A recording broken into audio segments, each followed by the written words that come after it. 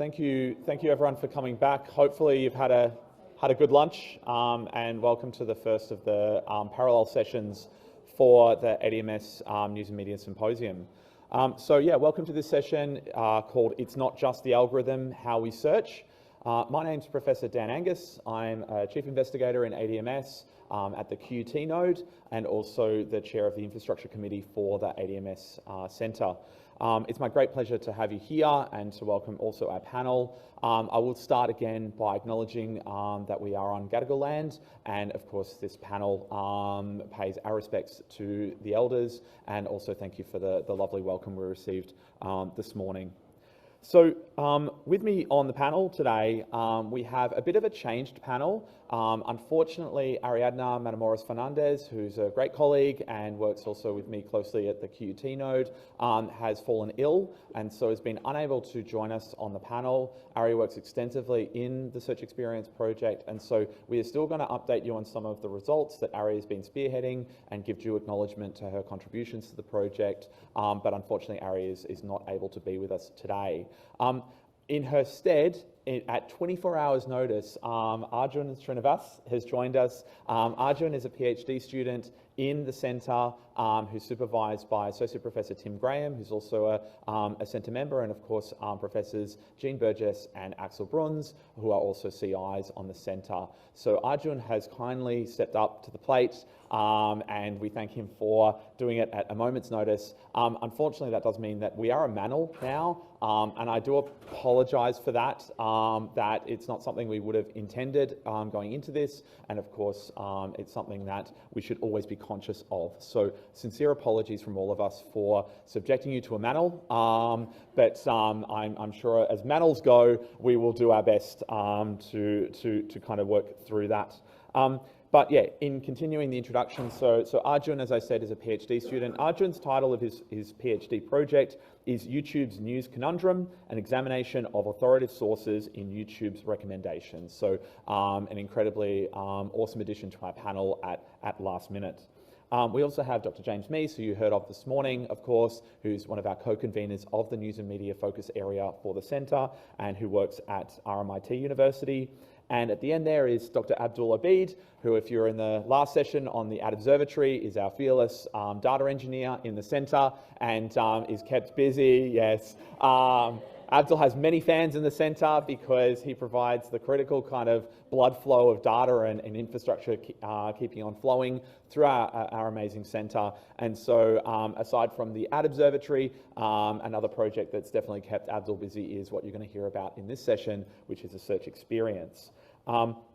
Before I start my intro and positioning of the panel and what we're going to talk about over the next hour, I would also like to acknowledge the tremendous work of my good colleague, Professor Axel Bruns, who started this project at the start of the centre, and who, through his laureate success and getting his laureate working at the moment, has started to kind of pass the reins over to some of the members that are with us on the panel today. So a massive acknowledgement to Axel's work in really kind of giving the big thinking and genesis of this project.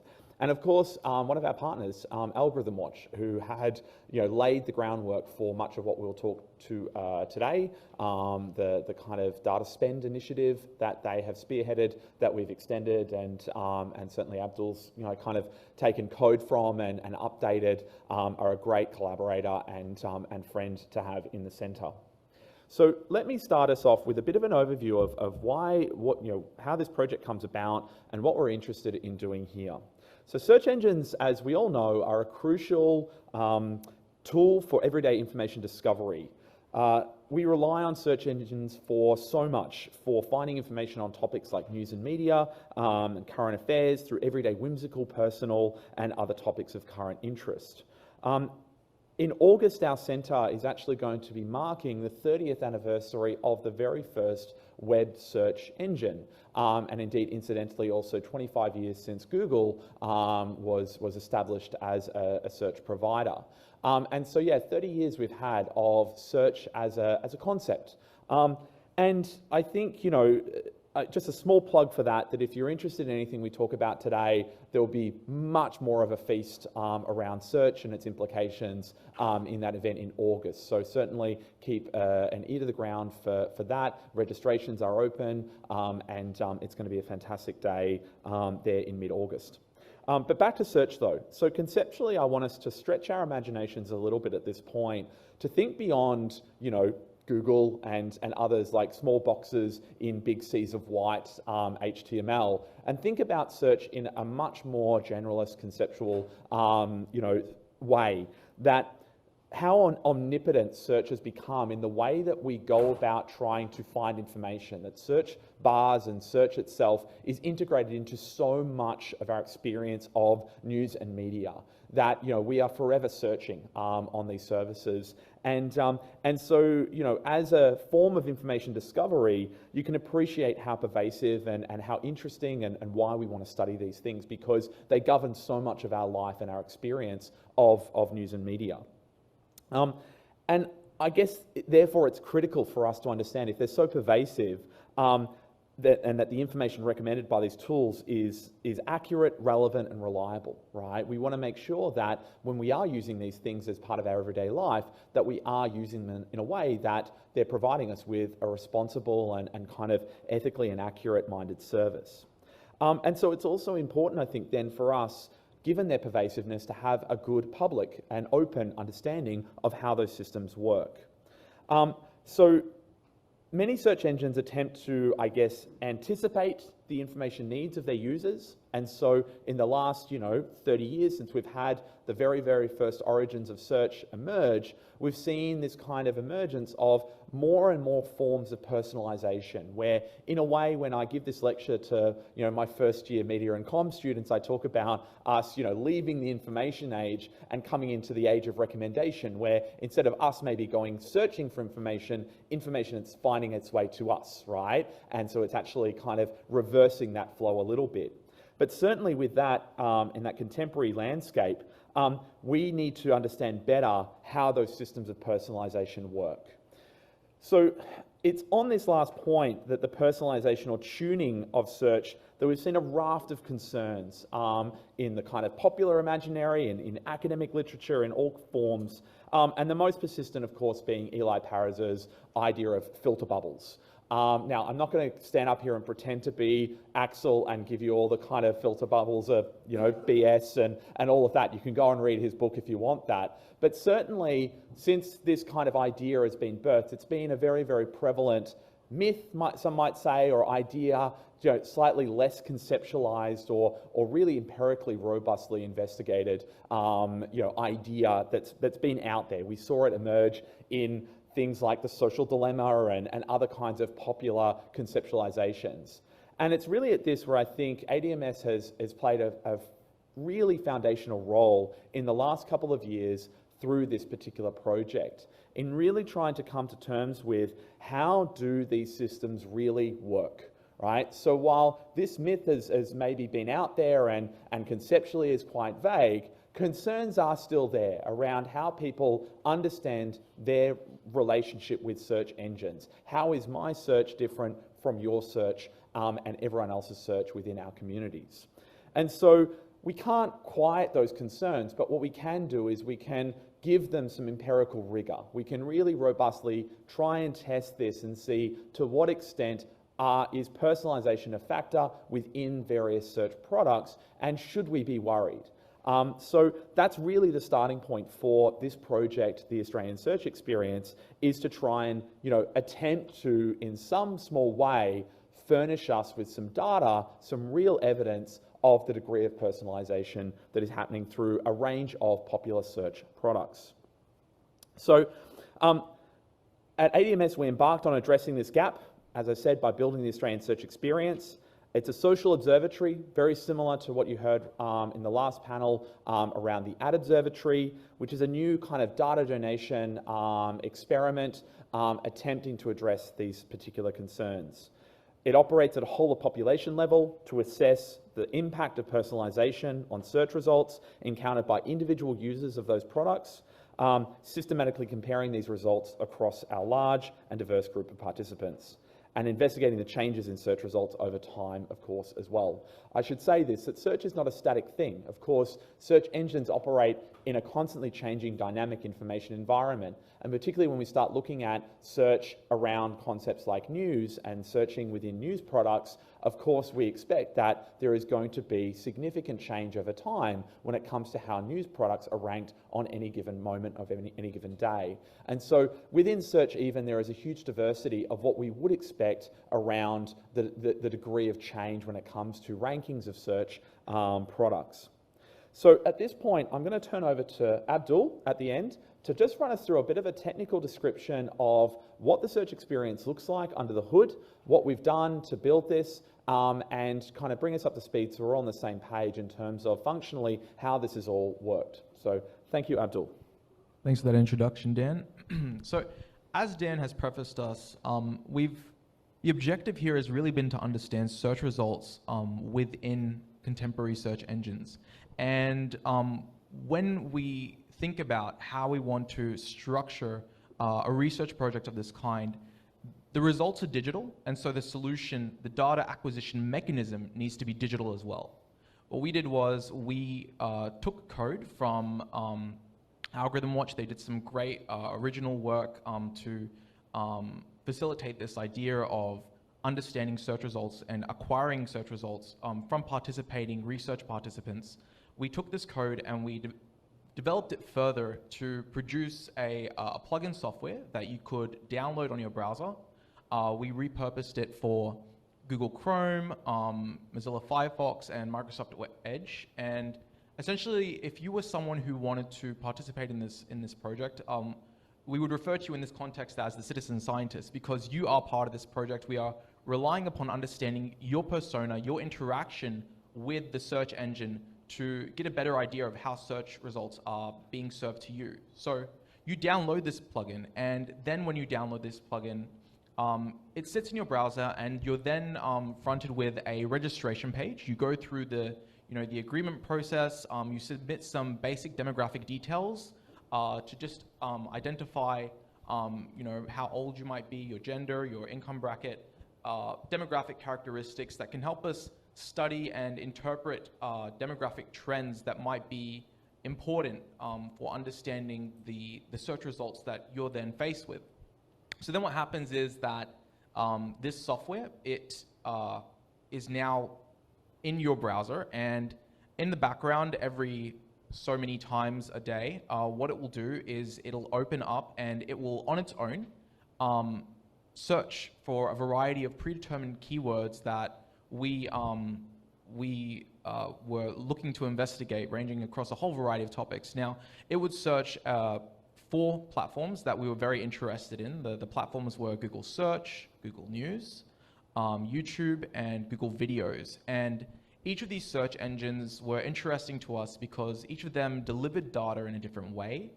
Each of them had different ways in which data was updated. The rate at which the data was updated was different, and they sort of spoke to different ways in which data can be positioned and materialized in front of you as someone engaging in the search experience.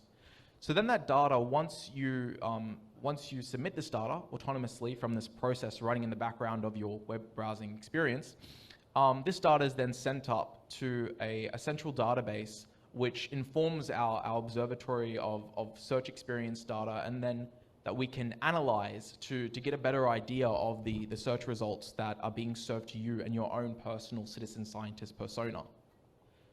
So just moving on to the next slide. The keywords that we were interested in spanned across a whole range of topics, and this was relevant from perspectives relating to politics.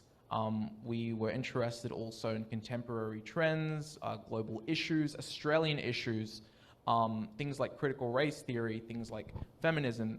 We have some terms in there that are a bit more general, like knee pain, what to do. But also right now, COVID has been a very important topic that you'll see we have a whole bunch of search topics that also speak to that. So you can see there's a variety of different things that we were looking to explore, and that we wanted to understand you as an individual, what is shown to you, and then how does that then inform your takebacks from using these search engines. So we have the data, and it's one thing to have the data, but to actually understand the data that you've got is a completely separate thing entirely. So you as a human being, you see these search results from within your search engine, and you know, usually this data it's given to you in a stacked set of list items. You know, you might have the first search result that you're most probably going to click, but then you have a full list of all these different search items that appear to you. And it doesn't matter if you're on YouTube or, you know, you're on Google Search or you're on Google News or whatever. This is primarily tabulated content is the way that we most prominently see data at the moment. And this is really important because the way in which the data is arranged, the way in which the data is positioned in front of you, the frequency at which the data is positioned in front of you, all of this stuff greatly contributes to then how relevant you interpret that data is, and also how relevant the actual search engine itself anticipates that you think that data is. So you as an individual, you donate data, and what we wanted to do was we wanted to make sense of not just your data, but everyone's data who participated in this project. Anyone who donated data to this project, we wanted to get a clear idea of what the actual general trends were that we could see from within these search engines. So it's really beneficial to be able to have a large sample of individuals donating these search results, and from this large amount of search results that we'd get, you'd get these list items that appear, and from these list items we can then start to understand if you've got a particular search result or a particular publisher, a particular website or domain that is frequently appearing within search results. We can start to make we can start to deliver statistical insights into how these publishers, how they present themselves from within the search engine. So if I've got one citizen scientist, one research participant donating data, I can only make a deterministic interpretation of, you know, what that person is seeing in their one result. But if I've got a whole bunch of search results, I can then, for instance, let's just say I was thinking about, you know, The Guardian. I want to understand how often The Guardian appears. Well, that's a frequency of observation. The Guardian might appear, you know, X number of times. And that's informative because the number of times that it appears within the search results is indicative of how relevant the search engine perceives that publisher to be. But that's only one element. You might also have the average ranking of that publisher. That publisher might appear at the very, very top of the results, or it might appear at the bottom of the results. And this is also indicative as well. So we grabbed a few different statistics, and more so just the average and the frequencies of the publishers that are produced within these search results.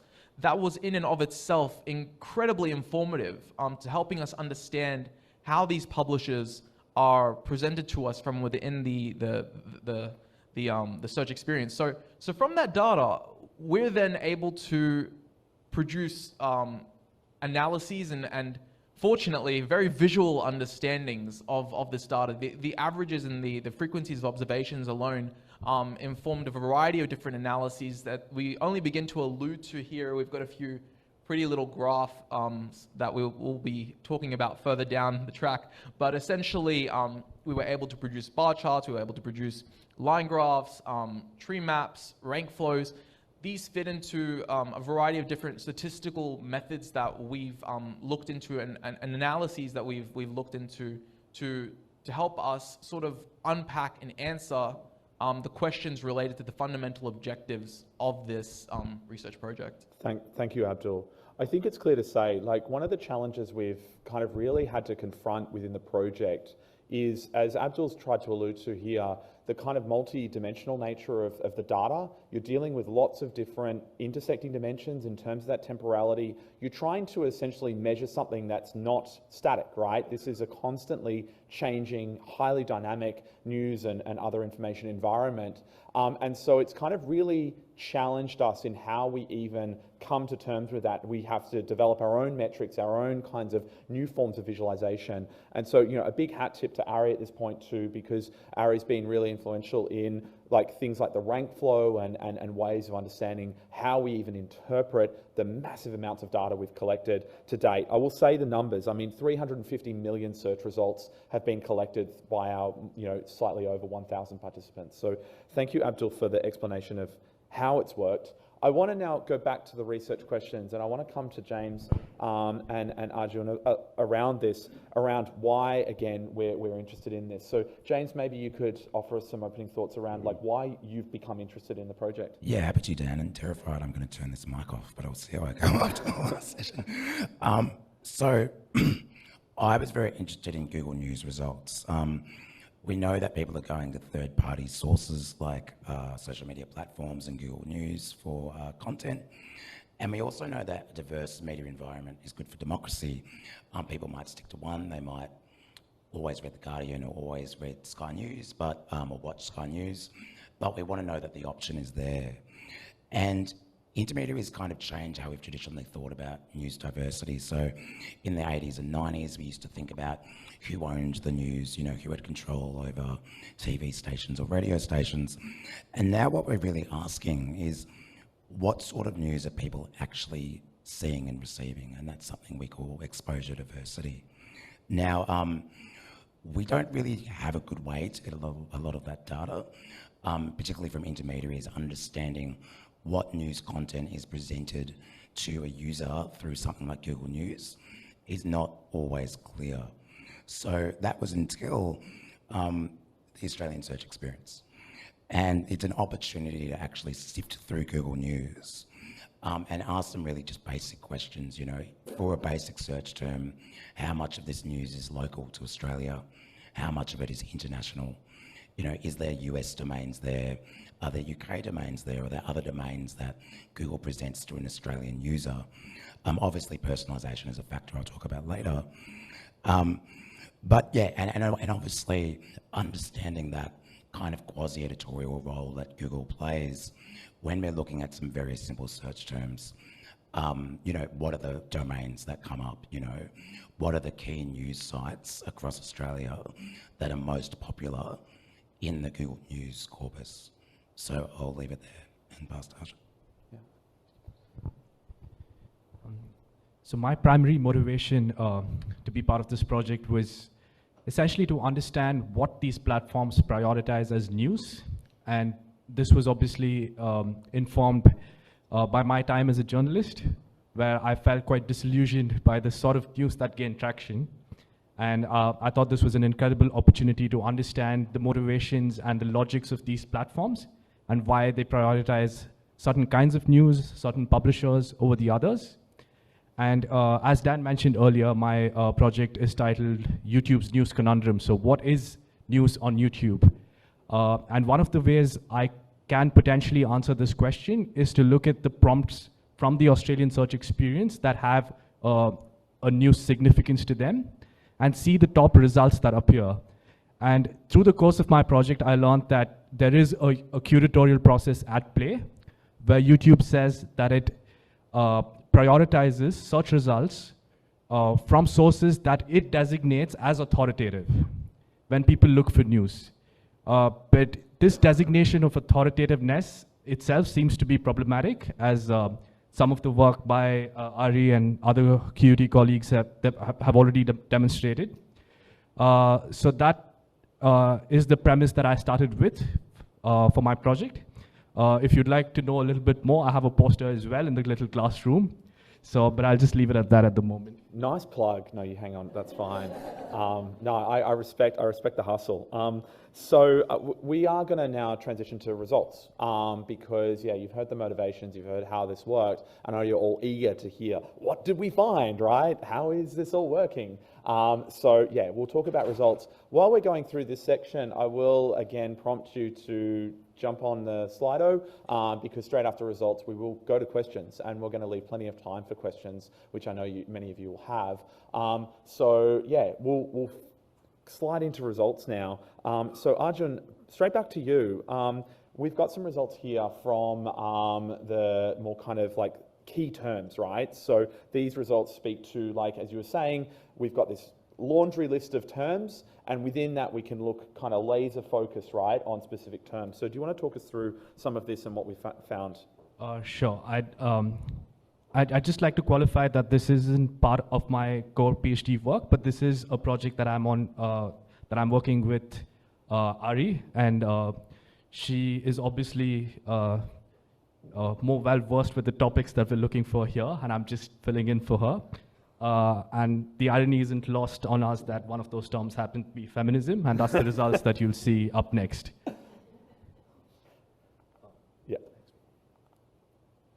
So one of the motivations for this particular piece of research is to understand what James described earlier, the exposure diversity. What is the diversity of sources that appear when people look for information on a particular theme? Here, Ari is trying to illustrate the differences within the Google platforms themselves. You'll see that there seems to be a bit of a pattern here. With Google videos, it seems to be more like explainers. With Google search, you see a lot of like what is feminism, almost encyclopedia definitions of feminism. With Google News, it's obviously more newsy, more topical, what's happening at the moment. And for YouTube, it's just trash. It's just essentially anti-feminist content. And the sense that I get from this is obviously what appears on these platforms is driven a lot by the internal functionings and the logics on which these platforms operate. Most of these Google platforms seem to be gateway platforms where obviously content, the traffic is routed through to the eventual destination. But YouTube is an outlier. Obviously, when you're on YouTube, they want to engage you there, and that perhaps conditions the sort of content that you see there. So I think here we're just trying to illustrate how the findings can be visualized. And here it's a representation of the frequency of observations from Google videos, frequency and the average ranking that Abdul spoke about earlier. I'm not sure if the labels are evident, but yeah, it's a long tail. I mean, I'm happy to jump in here. Yeah, that like most of the distributions you find, particularly in some of these platforms, is you do find a lot of long tail distributions where it very much is a paradigm of the rich getting richer, right? Arjun, would you say that? Yeah. Yeah, for sure, and especially for Google videos, and I'm familiar with what these channels are as well. So you see a fair degree of diversity. You'll see theconversation.com, which is an explanatory journalism outlet, which happens to be the highest ranked in this instance. You also find YouTube on Google Video, which I suppose would be expected. But you also find channels such as Entertainment Weekly, Women's History Magazine. So you've got a bit of diversity in that regard. The colors here mostly represent geography. So you'll see a lot of red, which in this case represents American-based publishers. Oh, there you go. There you go. Sorry. That's the list that I was looking for earlier. So you see a fair degree of diversity here. You see news publishers, you see entertainment and lifestyle channels, the Circle.ngo, which is an international feminist collective. Yeah. Yeah, and this represents the ranking of these sources. Yeah. This is another very useful device where we try to capture how this process takes place over time.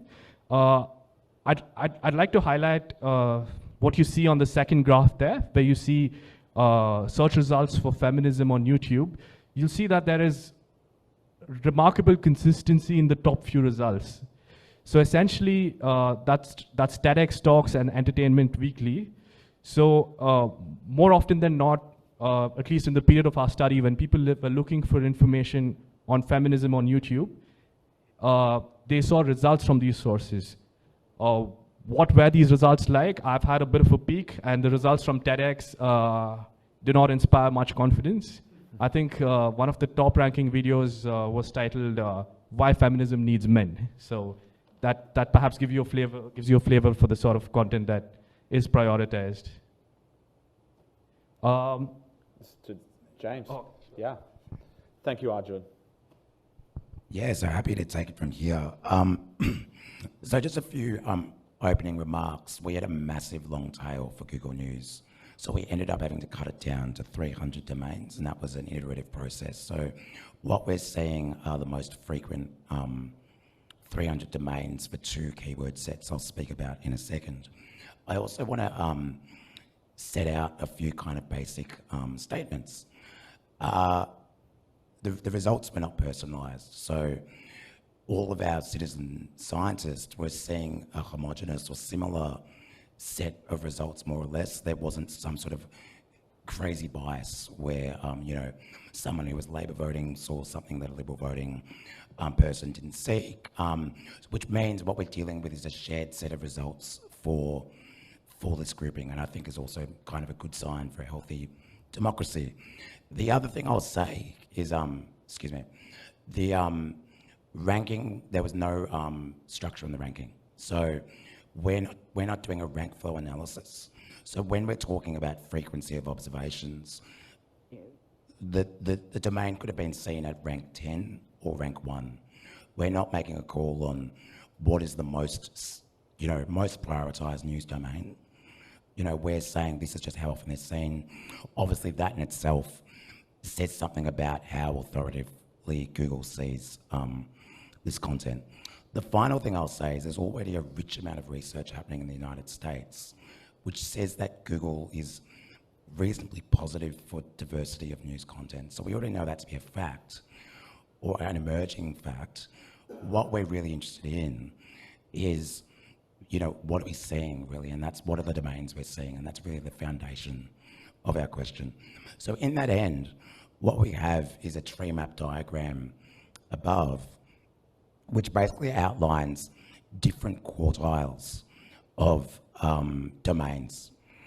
So to better kind of understand our results, we split them up into roughly 25% quarters.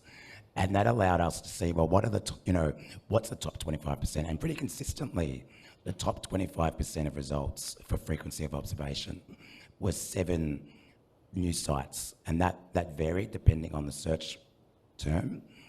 But it showed a kind of strong propensity to prioritise certain domains for certain searches. We'll move on, because I think the keyword sets will provide. So we basically grouped into 2 keyword sets. What we see here is Australian politics, and this was done a year or 2 ago. So Scott Morrison is there, Albanese is there, UAP we took out because they don't really exist anymore. But what we see there, I think, is quite a robust keyword set where we can say this is probably more or less what people are searching for when they're looking for Australian politics. And we can say something, probably something quite convincing about the types of news domains that are frequently come to the surface when we search for this type of content. When we move on to global issues, there's obviously a lot of relevant stuff there. There's COVID, there's lockdown. If we were doing it today, we might have added something like Taylor Swift. She's a bit of a global issue these days. She causes inflation. She causes inflation, yeah. But I also want to note the presence of things like renewable energy and COP26. Obviously, global issues are very broad. That really, produced some interesting results. We got a lot of sustainability domains, and I think, while it's definitely an interesting set of results, I'm slightly less confident of this saying. We can say something confident about global news more generally. So here are the top domains for Australian politics and global issues. This is in total the most frequently observed domains in Google News, and just to make the point that it's not Google News Showcase where payment deals happen. This is just the Google News search function. We see The Guardian, the ABC, we see the Daily Mail, we see news.com.au. We see a reasonable diversity of familiar news brands. In global issues, which we kind of hypothesised and suspected, there's a preponderance of United States domains there, particularly New York Times and CNN. The environmental and Renew Biz can be explained by our sustainability focus hence the kind of asterisks on these results. But I think what's also interesting is the presence of The Guardian and ABC at the top there, and obviously the absence of any other Australian domain. So we can move on now. So another question we had was about localization. So if you search for a particular term, so remembering that Australian politics and global issues were keyword sets in total, if you looked for a particular keyword, did you get local or international results? So if you searched for Barnaby Joyce, for example, were they serving you a CNN story about Barnaby Joyce or an Australian story? We see here the red represents Australia, a strong return of Australian domains for an Australian politician. If we move ahead. Lockdown, which is interesting given, you know, the kind of geographic, local and state-based variances during that period. We see a much more international kind of results. Obviously, you can raise really important queries that, you know, people might have been searching things like Sydney lockdown or Melbourne lockdown, but it's still a kind of, I think, telling and at least interesting finding. Do we have more? That's it. Well, then I'll just say one more thing. I think the other thing to really note, in terms of, I think what's really key here is also just demystifying the search process, as we've kind of consistently been talking about. And our Australian politics search terms didn't always localise. So if you searched for the National Party, we got Australian news, but we also got a lot of New Zealand domains. Obviously the National Party of New Zealand. So I think that also just points to, and you know, most people wouldn't be, I suspect, searching the National Party of Australia. So I think it also speaks to the limits of these algorithms and the limits of these kind of systems, and kind of, you know, not denying their importance, but challenging the presumption that they're kind of all seeing and all knowing. Perfect. Thank you, James. So look, I note some questions coming in over the Slido, which is great, so keep them coming. We have this slide here, challenges and opportunities. I'm going to take a pause on this just for a second before we go back to the panel for some of like next steps and kind of what, so what, and kind of what next questions, just to answer some of the easier ones, because I do think they have a bearing on interpreting the results we've just shown. So I'll throw this to the panel, and some of these are smaller rather than larger. So the first question from Heather is, do you have any plans to release the data to other researchers? I can take that one, yes. Also with the Australian Ad Observatory, these projects are very much kind of eventually going to make those results available to others. Of course, with anything like this where you're asking for citizens to donate data, there is a level to which we need to be very mindful about not revealing identities of individuals inadvertently. So if any of you have ever dealt with ABS data, you know how they kind of treat that and try and, you know, use processes to make sure people are de-identified. But certainly within this, we will look to make these data sets public because we think they have immense value to other researchers. If there's any other comments on that, no. On that then, there's also a question I have here around the general ethics of data handling and how is handling donated citizen data been different from API or scrape data. Again, with that, you know, Abdul, I'll go to you first, and then I'll come and add my 2 cents. But yeah, when we undertook this process, we went through a rigorous and really comprehensive process in order to understand anything that could go wrong and everything that we had to do to ensure that the research was ethical in every single way that we can, at least for the time being, define ethical. When you say that you're going to observe someone's search results, however, and you present it to a research participant, unfortunately, it's very easy to, with limited knowledge about the research project, perceive that the project won't be hounding in on your privacy, that it won't be taking more data than it should. There's this idea, and there's, I think right now, you know, there is this sort of, when you don't have the information, when you don't know about the general processes that go on, it's very easy to make the assumption then that, you know, the data, that the process that we're undertaking is one that might, you know, compromise your personal identity. But But we're very fortunate that in this project we've been able to think of all the different ways that the data should could be handled, the ways that it should be handled, the ways that malicious actors could take advantage of it. And so we've put up a variety of different security mechanisms to ensure that we're currently at industry standard of how we not only transfer data up to our cloud service, but also how we de-identify the participants. Your personal identification, your personal details, your own demographic characteristics are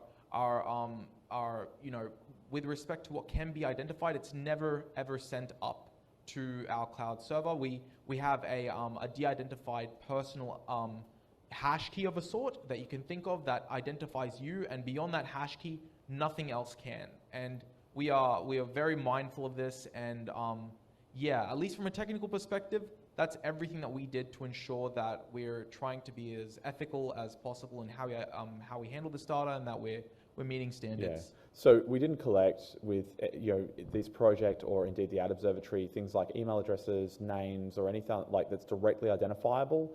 The point on also, once you have enough information from someone, you can start to infer identity. So particularly things like geographic location, age, and other things start to become identifiable. We're very conscious of that, so we limit the degree to which and try and keep demographic details as vague as possible while still being useful in the research. But again, as Abdul's saying, making every effort to make sure before we go public with the data that we've done the work to maybe even add small amounts of like statistical jitter or other things, so that to prevent someone trying to reverse engineer an identity from this data.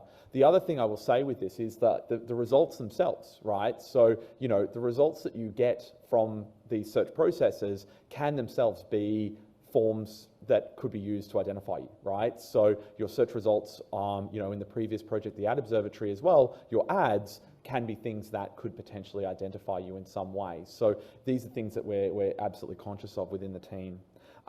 I'll come back to some more of these questions and keep them coming in, but maybe to some challenges and opportunities. So, next steps, obviously we're in a moment right now, I think, where the big question is around generative AI, and already there's been conversations in the centre around this moment of, well, we're not necessarily getting a huge amount of variation in search results, so if there's going to be variation, where might it come from?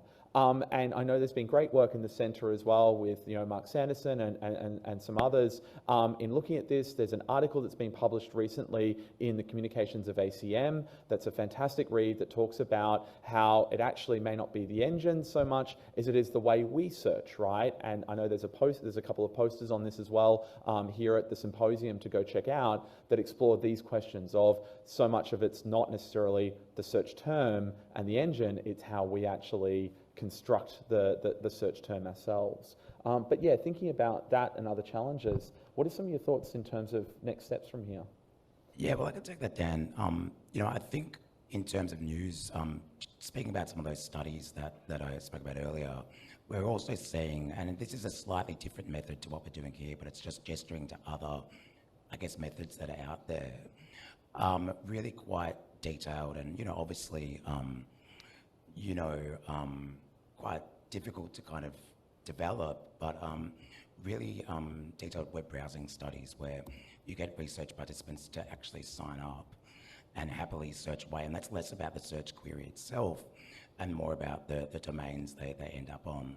So in that respect, that at least helps us find out some information about where people end up through their searches, what sort of information are they seeking out at a kind of second-hand level, but it starts to answer some of those questions. And I think just to kind of jump off what Dan was saying as well, some of the really innovative methods, I really encourage everybody else to check out the posters at the PhD room, because it kind of points to that challenging next step, just to what you also said, Abdul, that you almost need to work with people and develop quite complex and even sometimes qualitative methods, dare I say it, to understand what people are doing and how they actually start to generate these questions. And I think, there's obviously been this focus on the algorithm for so long, and we're not sort of denying its importance, but, it's classic triangulation, right? Like we're studying Google, we also need to go study everything else. I don't know if anybody else has. Yeah, in terms of challenges, I think there are some challenges from a scholarship perspective because it's a very emergent methodology, data donations, and it's not very well established. So as a PhD student who would eventually want to publish my work, I'm a bit wary that that at least the way things are in communications research, there seems to be an established, there seems to be an acceptance for certain kinds of research, certain kinds of data from the Twitter API, for instance, RIP. But now that increasingly those conventional modes of data access become unfeasible, there perhaps would be more space for this kind of work, but I don't believe there is that acceptance for this kind of work as yet. Yeah, I would agree with that. I think it's one of these things where it's an emergent space, but one that we, I guess, through projects like this, it kind of takes, a big center to embark on this, to build this, because I mean, it does take years, right, to build this to amass a cohort, to get 1,000 people on board, takes, the might of the ABC and others to get the word out there. So yeah, these are large, complicated infrastructures that we're talking about. I'm going to go to another couple of questions here because I think they are important as well. There's a couple of questions that talk more about the demographics, right? So Abdul, perhaps this is one for you, is how we've gone about showing statistical representativeness, right? Data donation, of course, by its nature, is perhaps going to bias more towards progressive audiences or those that are kind of open to, say, the scientific method and such, and are willing to sign up for this. So yeah, your views on how we've gone about I'll limit you to the kind of the crib version, not the full-blown data science version, if that's okay. I think the Sorry, I've totally put you off now. I'm going to answer this with another question. No, look, we knew right away that we were not going to be perfectly representative of the Australian population. We wanted to deliver trends about the Australian population, but in order to be representative, truly representative of the Australian population, you would need the Australian population. So what we can do instead, where we can't represent the entire Australian population, we had a cohort of individuals that we did notice skewed towards certain demographic characteristics, but we're very fortunate that we are a large center. We do have many statisticians that we worked with rigorously in order to figure out ways to develop correlational analyses to identify who we were representing, who weren't we representing, ways then that we could fit our distributions to ensure that we weren't over-representing people too much, that we weren't undersampling or oversampling too much. And representation is simply one facet of the problem. There's also correcting for sampling error. Were the samples large enough or small enough? When we grab this data, how confident are we about this? How sure are we that when we have a result, that this result is actually a real result, that it's not simply the result of some simple random error that might appear within the data? So we've implemented a variety of different statistical methods to ensure that when we're trying to deliver results, that firstly we ask the question, well, is this question in relation to that we're trying to be representative? Are we trying to produce complete cohorts of information? Are we respectful of the fact that this data is also very ephemeral? You have large longitudinal studies like this done. The amount of data donated in one day is not the same as the next day, so you have to do corrections to ensure that the data is well scaled and normalized to be able to produce trends from day to day. But we're very fortunate that we've got the ability to have done that, and we did carry out really significant processes to ensure that we can be confident in the results that we're delivering. Yeah, and so some of that has meant that we've asked for demographic details that then we can't actually utilize. So, because we haven't achieved the diversity, say, in that particular demographic question. And so that's a kind of a category that you unfortunately then need to pass over because you just simply don't have the statistical power. I'm going to go to a point that's related to this from Cesar about limitations for a project like this being monolingual, English language, Latin alphabet, given the multilingual composition of Australian society. And so were there any thoughts around that in terms of challenges that's presented or ways in which maybe, James, in the news aspect, what you found there in terms of the news content in the long tail? Yeah, well, I think, I think to kind of contextualise the results we presented today, this was very much a kind of, to kind of contextualise in relation to the whole search experience. This is really our second wave of projects. So the English language component is really at least for me, the easy bit to tackle. It's also there's obviously things you're going to predict and hypothesize that come true, that, US is going to be prominent. Maybe there'll be some UK or Canadian news. We can't really speak to broader terms than that because of the search terms we've kind of put in. But I think the benefit of this infrastructure and the benefit of the kind of broader algorithmic watch effort is that the capacity is there to do more with this. And, obviously that's also within the centre, but also beyond the centre. And I think speaking about what we've all done, a lot of what we've faced with is honestly just a lot of big data. And it's just taken a lot of people like Arjun, like Ari, to come along and just carve out a bit of that data and work on it. So there's definite opportunities to do more, both within the data set we've collected, but also looking ahead as we're building new research infrastructure, potentially, Dan. Yep. Looking ahead to that kind of diversity in the Australian experience. Cool. I'm going to move to another question as well, unless you've got something to add on to that.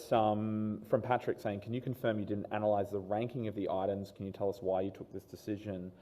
That's not true necessarily, and sorry if that's been communicated poorly. I didn't. You didn't, but there are other aspects. Maybe you want to elaborate a little bit on... And I should say, it's not that I didn't, it's just that there wasn't a trend that we could find that was relevant for discussion. So we have a lot of rank flow diagrams that don't tell a story. So that story wasn't told today, but did you want to? Yeah.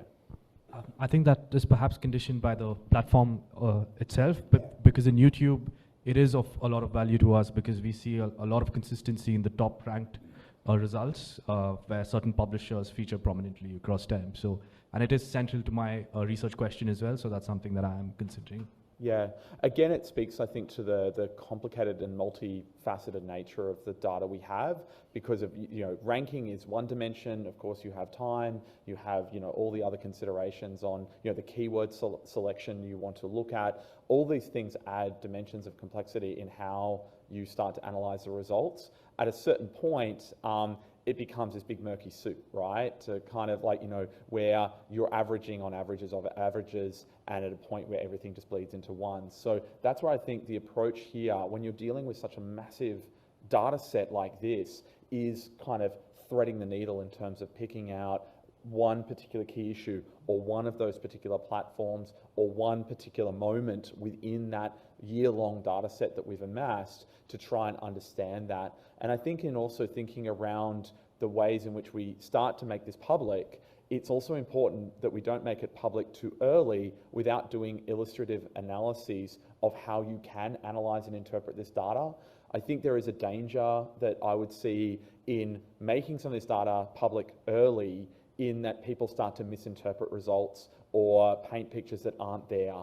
And so I think there's a duty of care almost in us being so intimately involved in the collection of the data, doing some of that first pass analysis to show, okay, these are the limitations and these are the ways in which you can confidently analyze, correct for sampling bias, do that necessary work, and then say, right, over to you, here's the keyword set, you might be interested in this particular set of Australian politicians or COVID or whatever it might be, go to town and see what you can do there. I'll have a look at any other questions coming in. There's a question here, it's a bit more kind of legal of nature. I've seen it hanging around there from Kate Bauer saying, given the data showing YouTube is an outlier, do you have an opinion on the recent Google versus Gonzalez Supreme Court decision? I don't know if you, Arjun, or James want to take that one on. I think ask the legal profs in the room, right, for their perspective on that particular case around terrorism and kind of the role of kind of platforms as broadcasters versus content providers. How much of the rankings are the outcome of SEO? Did Guardian.com just pay the most money to their SEO agencies to rank for these keywords? This is a good question. I'm going to throw maybe to Abdul to explain, because there's another question here around what we captured, and Abdul, perhaps you want to go to, it's not just the ranking, right? Yeah. Yep. So there's a lot to unpack here. So there is the ranking of the content, and you might have a result that appears at the very, very top of the results, but that result only appears once or twice. Frequency of observation is something that is also really important here. You know, it's not enough to simply say that, oh, this search result is averagely ranked at the very, very top. It only appeared for 10 seconds and then it disappeared and we never saw it ever again. Whereas you might have results that are frequently appearing but are always appearing at the bottom of the search results, and that's something that is a real phenomenon, and that, you know, it shows that they have a dominant place, as James alluded to and as Arjun alluded to. You have domains that, you know, exist, and they simply have been able to wedge their part of the search result page. But we also grab things like advertisements as part of the research. We grab you know, things that might have been paid for to insert into the actual search experience itself. We acknowledge that you know, these search engines are quite contemporary and innovative, and that they've invented new ways in which data is positioned on the page, that it's served to you. And I think that really this is, these search engines have, in their own respects, become really, really powerful in the way that they present data to us, but then we're only really scraping the surface here. Citizen science, you know, data donation method is something where, in this particular project, we've identified a variety of keywords, and we've come to realize that personalization is something that wasn't as prominent as we thought it would be, but now we're coming to new questions like, well, you know, we've identified a series of keywords that we've analyzed, but then how much of the actual individual's own queries influence the results that are shown, and how can advertisers, or what say, you know, prominent domains that want to present themselves, anticipate these queries and then be able to actually serve themselves up in the search results. So it's really quite multifaceted, and it's something that cannot be studied from simply one statistic. You would have to take a whole range of different methods, and I think that's a multimodal analysis that would then yeah, produce the answer to that question. But I don't think we have a clear indicator yet. And I think anyone who does have a clear indicator about the best SEO for any of these search engines has the key to the internet and the ability to yeah, pervade anywhere. But you can go find them on YouTube, right? I'm sure there'll be plenty advertising themselves there. We are very much out of time, but I just want to give one final thought on that, what Abdul was talking about. I mean, for me, one of the most surprising things of this project is actually how little search ranking result is present in these pages, right? Like, you know, some of these terms we looked for, COVID, things like that, you'll be amazed at just how much these products, these platforms have changed over time. And when you actually really critically look at that front page, that search results are kind of somewhere down the bottom, and instead what you're getting is this kind of curated view of information. And I think in this current moment, that's something for us to consider in the next phase, right? Is what's generative AI going to do to that in terms of, you know, providing us summaries, you know, doing other things to curate our kind of online information seeking experience. So thank you so much, everyone. Thank you again to our panel for joining us today.